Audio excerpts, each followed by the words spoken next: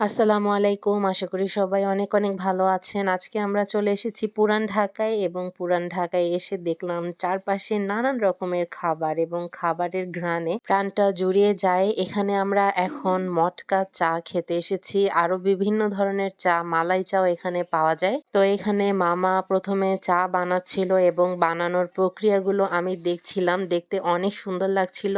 ১ম এই চা মামা এখানে মাটির ছোট, ছোট যে মটকাগুলো রয়েছে এগুলোকে আগুনে পুড়িয়ে নিয়েছে এবং এগুলোর কালার অনেকটা কালো হয়ে গিয়েছে। এরপরে চায়ের যে কম্বিনেশনটা আছে এই মটকার উপরে ঢেলে দিয়েছে এবং ভালোভাবে মিক্সড করে নিচ্ছে।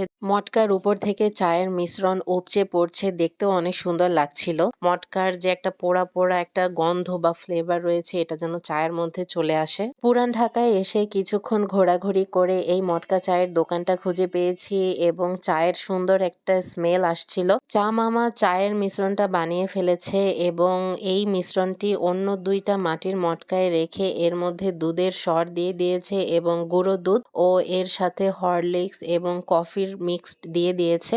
এত সুন্দর মটকা চায়ের একটা দোকান আছে কিন্তু আমি এখান থেকে চা খেয়ে যাব না তা কি হয়? চা আমার ছোটবেলা থেকেই বরাবরই খুবই প্রিয় এবং চা ছাড়া আমার চলে না। একবেলা চা খেয়েও আমি থাকতে পারবো, কোনো সমস্যা নেই। এখন আমরা চা টেস্ট করে দেখলাম।